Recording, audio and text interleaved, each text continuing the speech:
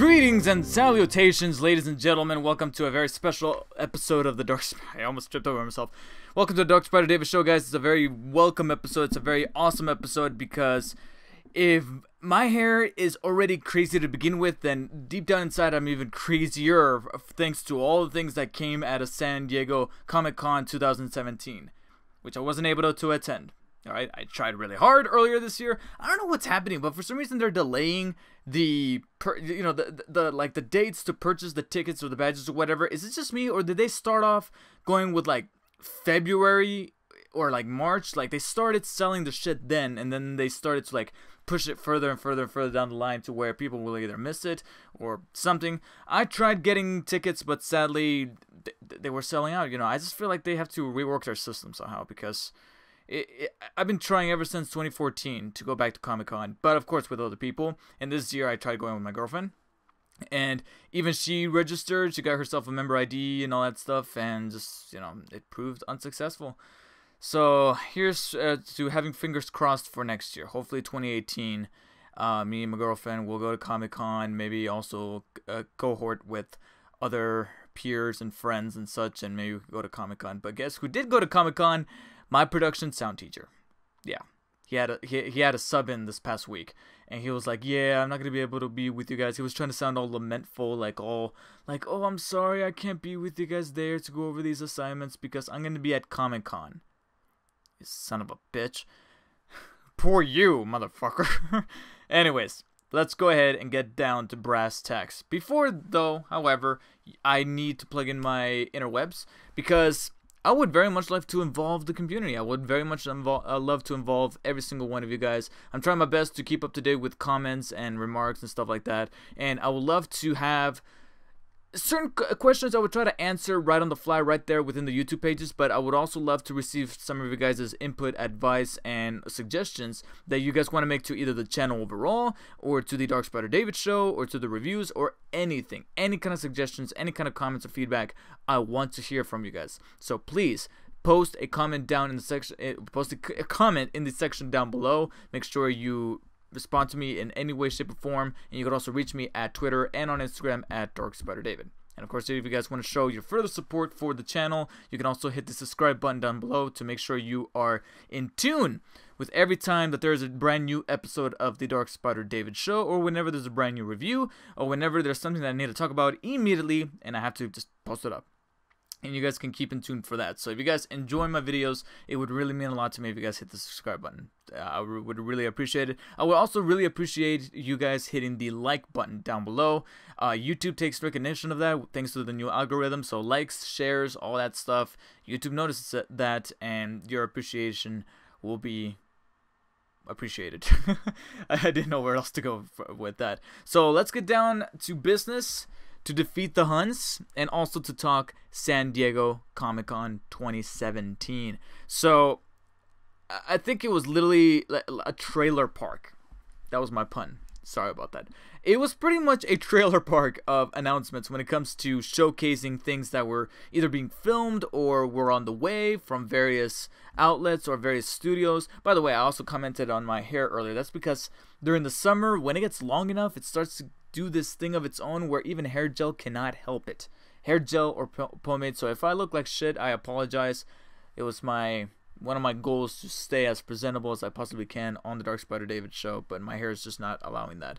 I'm gonna get a haircut soon, especially since I'll be going on a trip at the beginning of August to celebrate both my birthday and my anniversary with my girlfriend, so excited for that. Hopefully I don't run into some continuity issues where I film videos in advance and then I get the haircut, and it's I always hate that. That's the only thing that I hate about getting a haircut, is that it's gonna throw off certain videos that I film in advance versus the ones that I film on the fly, and when I start to mix and match which ones I'm posting, I'm like, gotta wear a hat. I was thinking about wearing a hat here, but I gotta start talking about this San Diego Comic-Con stuff. So like I was saying, it was initially just trailers. It was like, for the most part, trailers, a bunch of shit ton of trailers, whether it be trailers for movies that already had trailers, or just bigger sneak peeks, bigger previews, things that weren't even unveiled to the majority of the public, that were kind of behind closed doors, that would eventually leak online, because you cannot stop somebody from pulling out their cell phone or brand new trailers that were showcasing new footage of a project that was up and coming.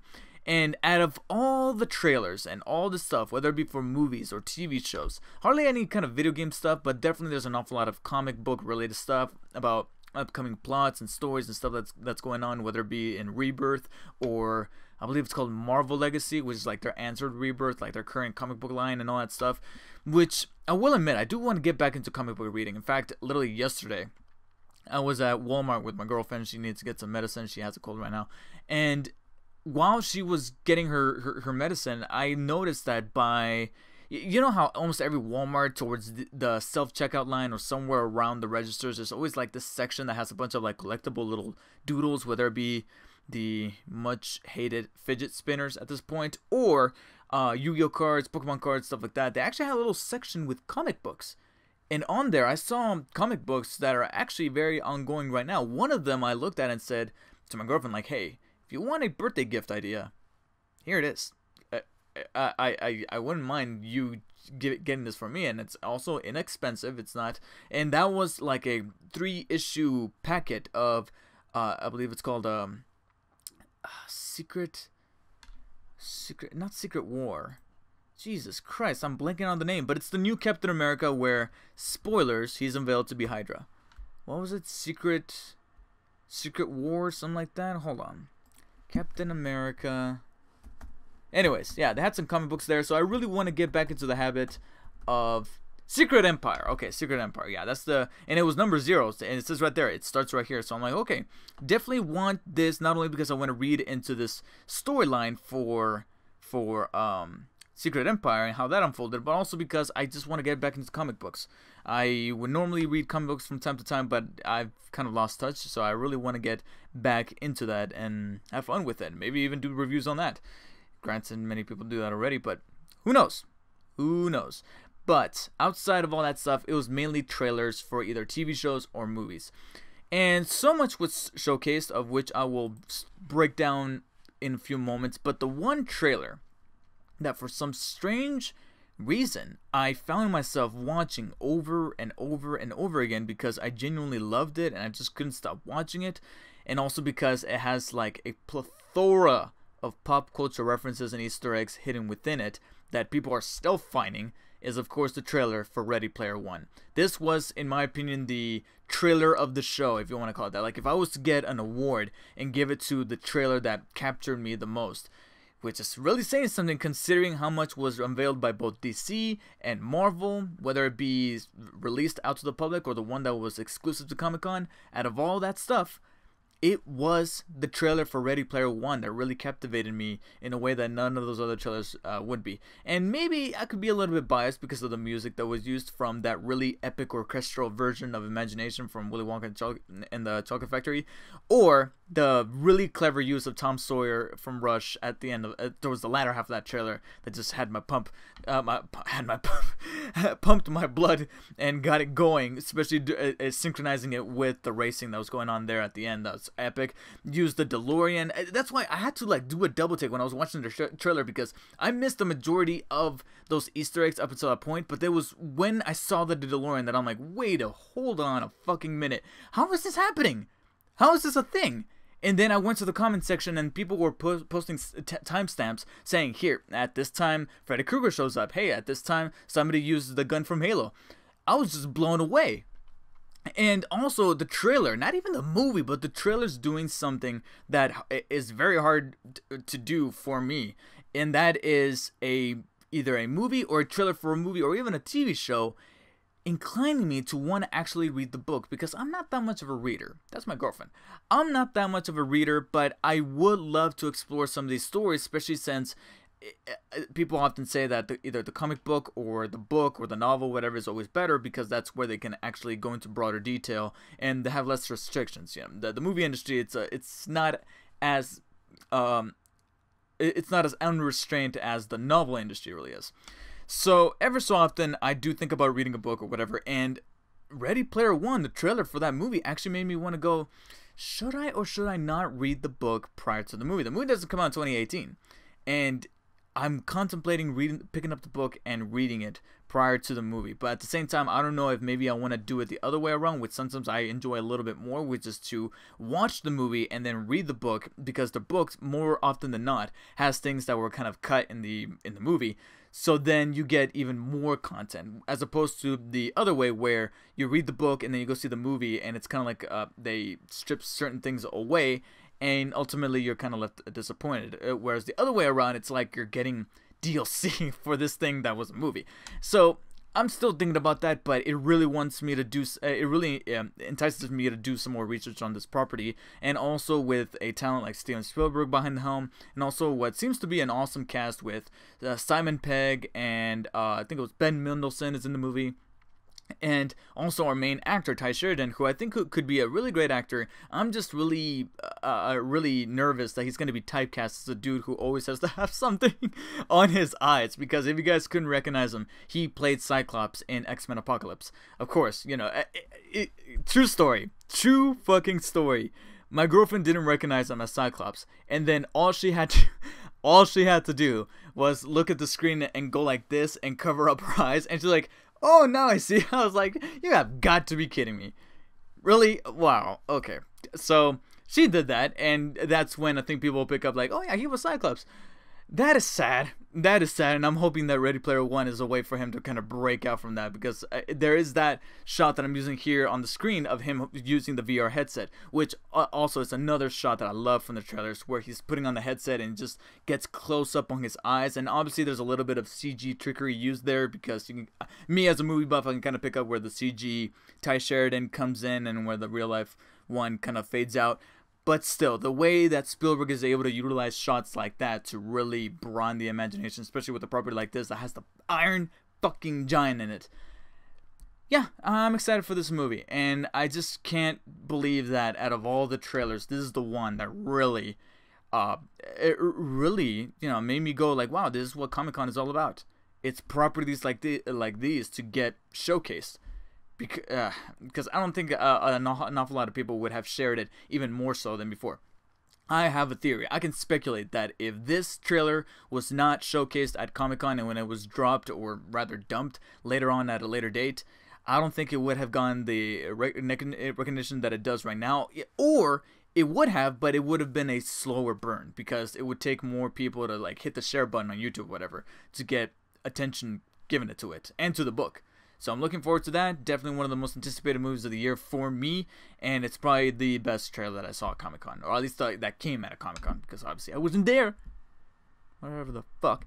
So let's go ahead and look at the other side of the spectrum here. I talked about my favorite trailer of Comic-Con. Now let's talk about what could be a contender for my least favorite, or probably most disliked trailer from Comic-Con. And it's a very easy horse to beat here, but I gotta be honest. I'm trying my best to be objective here, and it's true. The Walking Dead Season 8 trailer. First of all, I'm at the point where I feel sad. I feel sad knowing that a new trailer for The Walking Dead drops. And I'm just not excited about it. I'm just not. I really do not care. I really do not care. But for the sake of argument, I checked out the trailer, especially because there's something in it that everybody's talking about. And I feel like I could use this as a way to weigh my 2 cents in the DarkspiderDavid show. And so I watched the trailer, and I cannot describe it any more than meta. It's meta in a way where the trailer is a whopping 5 minutes long. And I swear to God, like the first 2.5 minutes, maybe even 3 minutes, we just have characters looking at other characters. Like, we're just random ass shots of all of our main characters in the same setting that we found them in Season 7, whether it be Alexandria or the Hilltop or whatever, or even the Sanctuary with Negan, doing his Neganisms. And they're just like, it's just a montage. It's just a montage. There's no like build up to it, because sometimes when creating a trailer, it's almost like orchestrating a symphony, where it has to have a flow. It has to have like a momentum to it, where there's like a build up, and you have your fade ins and fade outs, your cut to blacks, and then your cut twos, and you need to mix and match the two where it's appropriate. And There's no other way to describe the first half of this Walking Dead trailer except to say that it is a fucking montage of just characters looking at each other doing the same thing that I could have sworn I saw them do in season 7, and nothing that much different except for avid eagle-eyed observers that went through all those frames to look at little things in the background saying, hey, it might be that, it might be that. Especially those people were avid readers of the comics. But besides that, I didn't have the incentive to want to go back and rewatch the trailer. I didn't. I didn't. I watched it literally once, and that is it. And I can still kind of pinpoint, I still can kind of have a semblance of how the trailer was. And like I said, that was the gist for it for the first 2.5, 3 minutes or so. After that, then action rolls around with a really weird Irish jig to it where people are literally blowing stuff up. Daryl's going around with like a flare, lighting things up. It looks like it's part of a whole plan that all the communities are doing to take the fight to Negan, like they were promising at the end of season 7, and only at the end of season 7, because that's what season 7 was all fucking about. And nothing makes me think that this is going to be different. Nothing from this trailer made me go, wow, this might stand out. This might actually be the one. No, it doesn't. It really doesn't. It just looks like, and the reason why I say it was meta is because the trailer almost became emblematic of what The Walking Dead has been in the past couple of seasons, where it's like nothing, nothing, nothing, nothing, boom, explosion, nothing. Yeah, it's like, what else can I really say? Now, the reason why I brought up The Walking Dead Season 8 trailer is because then it pissed me off. That's why I wanted to save this for the DarkspiderDavid show, because otherwise I wouldn't have talked about it. So, very akin to how I made my declaration over the show, where, and let me put it out there, and some of you may consider me a hypocrite when you hear this, but I will be watching the show, but I'm not going to be reviewing it. I was reviewing Season 7. It was a slog. It was very tough to go through. And also, it was causing a little bit of a strain personally in terms of doing the reviews, whether it be cutting time short for my girlfriend so I can come home and do the review when the episode wasn't even worth it, because I had to come home, watch the episode, and then record the review. And I was like, wow, that's it. And then acquiring the episode because I don't have AMC, and then getting the review up on time, and considering that The Walking Dead is one of the most talked about things on the internet.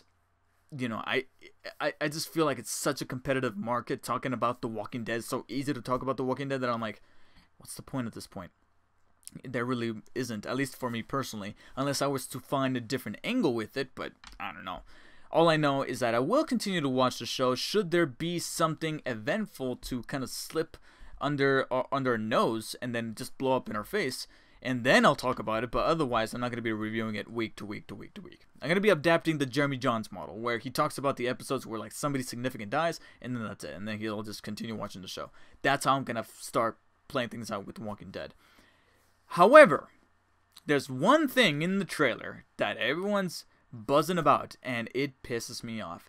And of course, you've probably seen it by now. In fact, you're probably staring at it right now. It is the shot of Rick, played by Andrew Lincoln, lying in bed, looking old as hell, looking like Logan. I've heard some people say on Facebook and some reactions that I've watched on YouTube saying, "What is this, Logan all of a sudden?" And I'm like, yeah, it really is. But that's only because we've seen Logan and we kind of make the two observations there.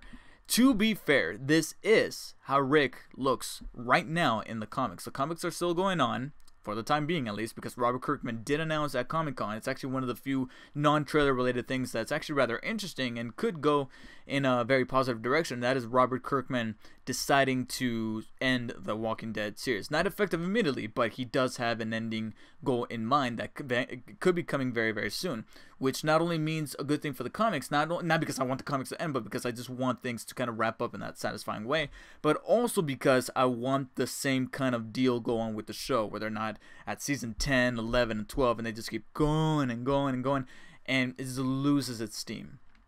And it would be, to an extent, kind of appropriate to end at season 10, like 10 years. I'd say that's a really good round even number. Let's end it at 10 years. We're at season 8. It's you know, it's plausible. But there's the shot of Rick looking like he does in the comics now, in bed. He's bare-chested. He's got a long-ass gray beard, but really short gray hair. Again, looking like Logan. And people are wondering what's going on right here.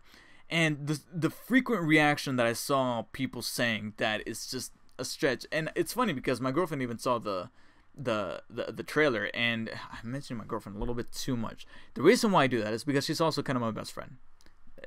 I'm just gonna declare it right here. She's kind of my best friend because we talk about this shit. All right, I'm lucky that I found somebody that I can talk about, because we go on for hours theorizing about what's gonna go down in Thor, what's gonna go down in Justice League, what's gonna happen in Avengers, all that stuff. She's into that, so I'm sorry. I apologize, because I understand that it could get kind of irritating out hearing somebody say, "Oh, you talk about this girlfriend over and over and over." There's some people that I follow on podcasts and Twitter and stuff like that they just can't stop talking about their significant other, and I'm like, yeah, but I'm also kind of hypocritical because I keep mentioning my girlfriend. Anyways, so she saw it, and even she said the same thing that I've heard some other people say, is that, was it all a dream? Is he waking up from the coma from the very beginning of the outbreak? You know, was it all in his imagination? This whole 8 season, or 7, and in this case 7 season run of the events of The Walking Dead? No.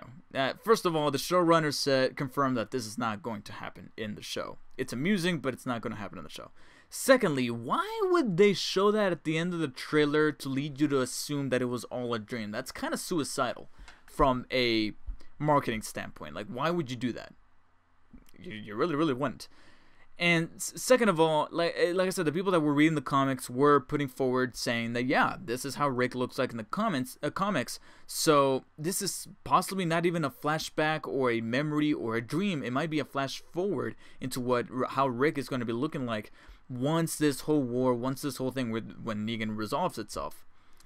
The reason why it pisses me off, however, that my main point in tow here, is the way that it was made. It was just kind of tacked on in the trailer, because, like I said, going back to my meta argument about this trailer, is that they know that trailer was just a montage. They needed to scramble together and put something together for season 8, because maybe, just maybe, and it's just my hypothesis, that's the word I was looking for, season 8 might just be the same exact fucking thing as season 7, where we have 16 episodes, and out of those 16 episodes, maybe a good 6, 7, 8 episodes, half of the season is actually pretty good, and then the other half are more episodes of shit happening.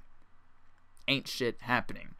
Okay? And they're trying to mask that somehow with, like I said, a montage of characters looking at each other. God only knows how long those characters are looking at each other for a good amount of time in the actual episodes when they start going up in October. And then they cut together the little action bits, which might just be the only action bits in the season, or at least in the first half of the season before the break in December. Okay? So they're like, you know what? We need a money shot. We need a thing that's going to make those people that said, "Oh, I'm done with The Walking Dead," come back into season 8. And that is that shot of Rick in bed looking old. And it really upsets me, because it's I want to say it is manipulative. And I know that that's the whole point of marketing and the industry of both TV and film is to manipulate feelings. But the number one rule to manipulate people's feelings as a director or as a marketer or whatever is to not let it be transparent that you're manipulating their feelings or their emotions or whatever. Don't let it be known to them that they're being toyed with. Toy with them, but just mask it. And this is not masked. This is like a ploy, and I am not falling for it.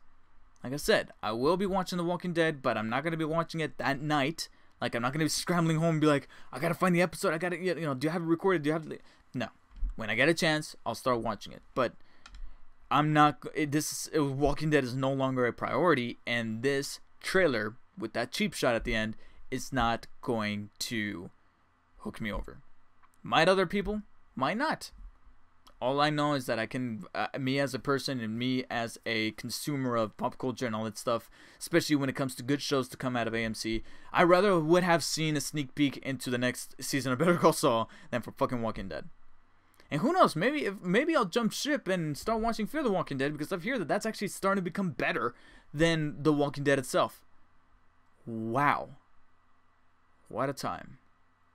Anyways, that concludes my rant on The Walking Dead Season 8 trailer. If you guys have seen the trailer, please post in the comments what were your guys' opinions on the trailer for The Walking Dead Season 8. Do you think it was manipulative there at the end, or do you think it was a smart move to include that shot so that we can get buzz going and then people will tune in October? And also, I didn't get to ask this earlier, but what do you guys think of the Ready Player One trailer? Because it's awesome. I thought it was awesome. Do you think it was awesome? Do you think that it made you want to read the book like it did me? Or have you already read the book, and do you think that it looks faithful to the original source material? So, with that said, let's jump into the next topic, which is going to be like an envelope or umbrella of things, because so many trailers came out, and I actually managed to watch a rather hefty amount of them. And there's just so much to talk about that I'm just going to do like a lightning round of what I thought out of all these trailers and just try to like vomit out my opinions as much as possible, one after another after another. Okay, so here we go. First trailer. Thor Ragnarok. Awesome. Kind of prefer the first one, but it might be my bias because it had Led Zeppelin. It had Led Zeppelin, Immigrant Song, one of my favorite songs. It pumps me up. I can listen to that, and almost immediately I'm like, I gotta go to the gym. I gotta go to the gym. And that's why it made that trailer, and it was synchronized very well. It was well made. It had a really good money shot at the end with Hulk being unveiled for the very first time ever since Age of Ultron, because he's been gone for so long. And not only that, but then they're immediately about to fight. It was awesome. This one is kind of like an extension of that, where we can see that the fight just unfolds and it goes into the direction where these two are going to have to partner up. Now, what I do like is that it didn't necessarily unveil 100% clear cut who won in that fight between Hulk and Thor, and obviously they're fine at the end. And Thor lies and says, yeah, I beat you, but we can kind of tell that Hulk was the one that laid the smacking on him. But we didn't see the full fight play out, and I'm like, okay, cool, you didn't spoil that. I still want to see that unfold and see the two of them throw down, even if they survive. That's one of the big gimmicks about Thor Ragnarok that we're all excited to see, is the fight between the two of them. So the trailer is still masking that. That's cool. Then we get basically a broader sense of what Hela's trying to do here with Asgard.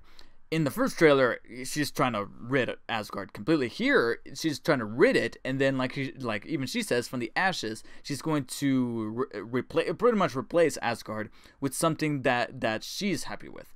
And that's going on. She's got Scourge by her side and all this other stuff. There's still some details, however, that are a little bit murky, but I'm glad that we still haven't gone to that, and hopefully, if we do get a third trailer, that third trailer is just going to be things about the action sequences and the humor and stuff like that. No more about the plot details, because I'm liking what I'm seeing from the plot right now, and I don't want it to be fleshed out even more so. And for a while, it looked like the trailer was pretty clear cut. We got some cool shots of Loki, of Valkyrie. Not a whole lot of Grandmaster in this one. There was more Grandmaster in the first one than there was here, and that is strange considering that the Grandmaster is supposedly one of the villains of the movie. But I guess they're trying to emphasize that Hela is the main villain, not so much him. He's more like an antagonist that's kind of in Thor's way of trying to save Asgard and to try to get rid of Hela here. Now, I'm still trying to figure out, are they going to play up the card of Hela being Loki's daughter? Because that's how it was in the comics, that's actually how it is in mythology.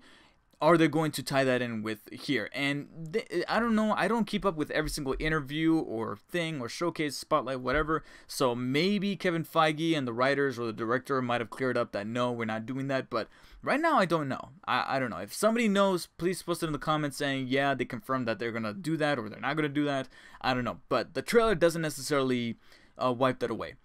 What's cool, though, is that towards the end of the trailer, we got some shots that are very much worth talking about. Most of them are pretty cool. The two that are really, really cool, although one of them is kind of easy to poke fun of, is the one that really has me stoked. That actually brought something to my attention about the concept of Thor that has been, in my opinion, kind of ignored for a good while. And I love that it looks like Thor Ragnarok is going to bring that back.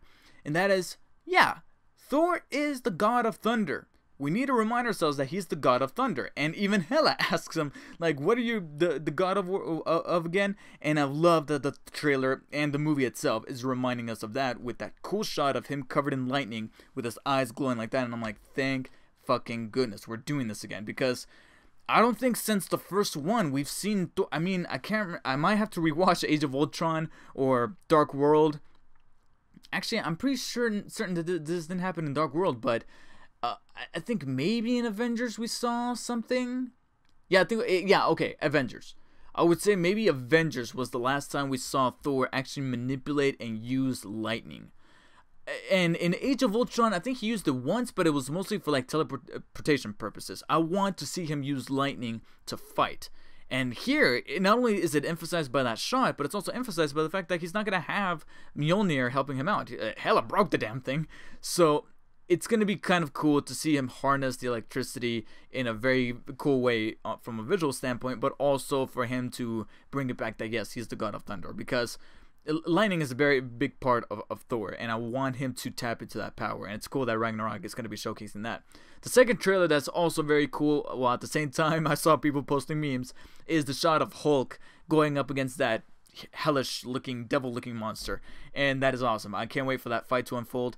The reason why people are making fun of, however, is that that devil monster looks an awful lot like the devil himself from the Spawn movie from 1997, I think, so I thought that was kind of humorous, but I will admit, it does look an awful lot like it. So, not the best design choice then. I mean, it's not a terrible design choice. It just reminds me a little bit too much of Spawn.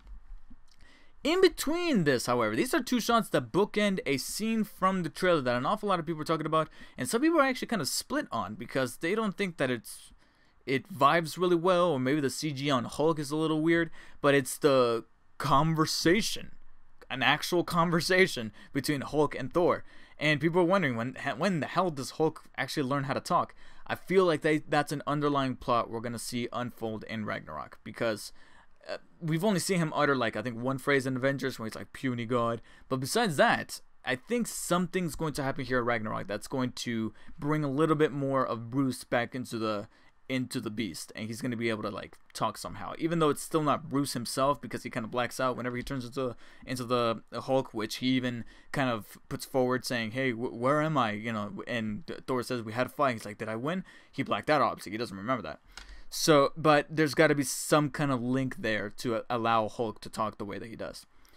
Overall though, cool trailer, kind of prefer the first one. Moving on to the next one, Justice League, awesome. Could have been a little shorter. It's a 4-minute preview, and there's some scenes that could have been reduced because they went on a little too long, and I'm like, okay, we could have waited for the movie to see this.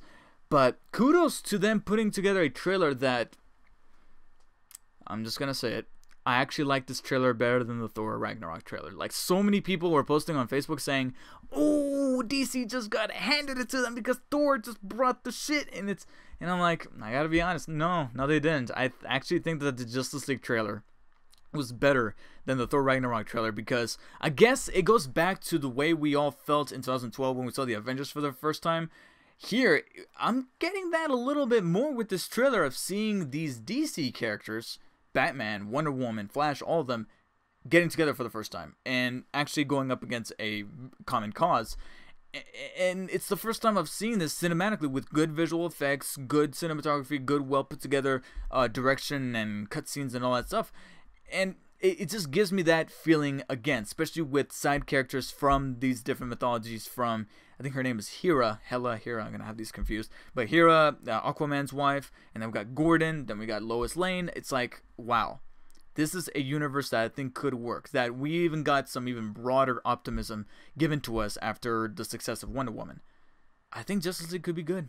I actually have some good vibes from this trailer, and what also really surprised me is that despite being 4 minutes long and rather long, it didn't really reveal too much. Like, I never felt like there was a moment in the trailer that made me go, oh my god, they ruined that, why did they put this in the trailer? Even though I said it could have been shorter.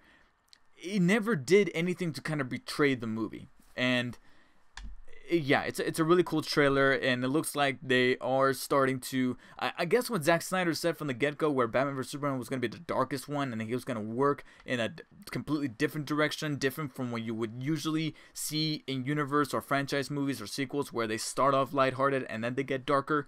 Here he's doing the opposite, where he starts off dark and he gets kind of light to kind of give this this lifting feeling to it, like this lighter mood that makes you feel good towards the end. And I feel like Justice League could be that step in the right direction, especially with how the trailer teases Superman at the end. At least people are assuming it's Superman. Other people have theorized it's Green Lantern because there's apparently a green light, but I think that green light could have easily be like a machine that's in the background or whatever. I don't know. It just doesn't look too...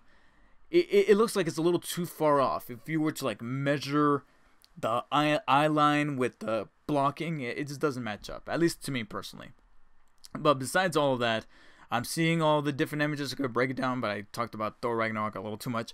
All I'm going to say is that the Justice League trailer was awesome. I actually kind of preferred it over the Ragnarok trailer, but they were both great, and we got to remind ourselves, guys, that we can love both. Because when I saw these trailers, I scrolled it down to the comments, and it's the same shit over and over and over again. Oh, DC's better, Marvel's better. Shut the fuck up. That's it. I'm not going to beat this horse to death. Just shut the fuck up. Enjoy both. Because that's what I'm doing. From a preference level in terms of how well they were put together, I prefer the Justice League trailer, but besides that, they were still awesome trailers. So deal with it. Yeah? Sticking, and I guess now that we started with Marvel, we went to DC, now we're going back to Marvel. Defenders. I checked out the trailer for Defenders, which is also a little bit on the lengthy side, but it looks fun while at the same time retaining a darker tone. That's quote-unquote street level tone of having this be like the Avengers, except it's street level where they can get brutal, they can get bloody. There's actually quite an awful lot of brutality going on in this trailer where people are getting punched, stabbed, kicked, whatever. You got Daredevil spitting out blood, which is very customary for these things. But on top of that, it still retains this tone that you can kind of see underlying in all of the Netflix shows up until this point from Marvel, whether it be Iron Fist or Daredevil, Jessica Jones. You still find it in the trailer. And I think one of the things that I think people are now looking very carefully in the trailer, it's also the cinematography. Whenever Luke Cage is around, there's some kind of yellowish tint to the lighting or whatever. When Jessica Jones is around, it's blue. When Iron Fist is around, it's kind of greenish. And I'm like, I see what you're doing there, and it's rather clever. I'm like, please, let it be a running thing throughout the season. And I might be wrong, but I think when Sigourney Weaver's around, and obviously when Daredevil's around, it's red. But when Sigourney Weaver's villain is around, it's kind of silverish and murky, so you don't know what to make of it, but that's kind of the point, because she's supposed to be somewhat of a secretive character here. So that's my broad analysis of that trailer, and one of my favorite aspects about that trailer is that it's able to not strike a tone through its cinematography that's rather compelling. And on top of that, there's also some humor to weigh it down that dark tone of being really brutal and bloody, because if you're that constantly, you need those breaks to appreciate the breaths of air that you can kind of take in between. And I like that the trailer is still bringing that, whether it be the very, very relatable moment of Jessica Jones trying to get into the damn elevator. She's like, shit, with the coffee. It's like, and my girlfriend was like, yeah, that's me every morning trying to go to work, myself included. And also the ending with Luke Cage, I'm not gonna hug you, and Matt's reaction to that, it's like almost he was disappointed that he couldn't get a hug. He's like, and it also looked like Charlie Cox was about to break there. So I feel like it could be fun and at the same time very serious in a clash that actually works. And I'm stoked for the trailer. I'm stoked for the trailer, and I'm stoked for the show. Comes out literally 5 days after my birthday, so I'm like, yeah, happy birthday to me, Netflix. Give it to me now. Besides that, there's not really much to really talk about in terms of trailers. I saw the Stranger Things trailer, and I really don't want to break it down too much, except that, again, a really well-made trailer using music very effectively with Michael Jackson's Thriller, and you also got some clips foreshadowing things from Season 1 to things going forward into Season 2, especially when it comes to what I was talking about in the last episode of the DarkspiderDavid show, or at least the one before that, where I was talking about the poster and all that stuff, that it's doing an inverted version of the Upside Down, where it's coming to us, and Will Byers is that connection. And he looks rather tortured by it. I mean, I'm feeling for Will Byers, especially when he's crying in that trailer. He's like, I brought something or whatever. And yeah, the stakes are going to be elevated more, because I feel like this is a bigger way to put our characters in peril. And we fell in love with these characters. I will admit, I kind of, the perfectionist inside of me kind of wishes that they kept that little bit at the end a secret. I mean, we kind of have an incentive that 11 is going to be in this, but you didn't have to show us clear cut that, yeah, look, she's in it, look, she's going to be back, look, she's piercing through. You could have cut it a little early, and I think it would have been better, and it would have been much more effective when we were watching the show on Netflix later on in October. But anyways, that really about does it. And like I said, there were some other trailers, there were some other things unveiled. Wonder Woman 2 is happening, yeah, no shit. So many other things, and you know, also the lineup from Marvel, Ant-Man of the Wasp, casting choices, all that stuff. But I primarily wanted to talk about the trailers, and not only how awesome the trailers were, but also how different they can be if you look hard enough into them. Like my example with the Defenders trailer, that was awesome. And I think all of these trailers are worthy of checking out at least one more time. Except the Walking Dead trailer. But no, I'm done with that. And I'm also done with this episode. This was actually a longer episode than I intended it to be, so I'm just going to go ahead and cut it right there. Didn't get any comments and questions or emails, sadly, but you can change that by hitting me up on Twitter at DarkspiderDavid. You could also follow me on Instagram, where I post photos, behind the scenes stuff. I've been doing a terrible job at doing that, but hopefully I can change that very soon. Same handle at DarkspiderDavid, and you can also leave your guys' questions, comments, and concerns and suggestions. Any kind of way you want to improve the show or the channel in any way, shape, or form, or if you just have a question that you want me to read on the air, you can leave it in the comment section below. You can also support the channel by hitting the subscribe button, support this video as well as the DarkspiderDavid show by hitting the like and share button. I'm talking really fast because I feel like my battery's about to die. And also stay tuned for future videos coming soon. I would love to maybe one of these days, if I could bring it up, review this. It's the entire Spectacular Spider-Man show. I've been wanting to binge it for the longest time, and maybe I'll do a proper review of it. There's a review on my channel of it, like from almost 10 years ago, but I think it's time for an update, along with maybe Spider-Man 3. So many other big things to come, but you can only stay tuned and keep in mind with them by hitting the subscribe button down below. So anyways, that does it for me. Thank you guys so much for watching, and until next time, guys, take care.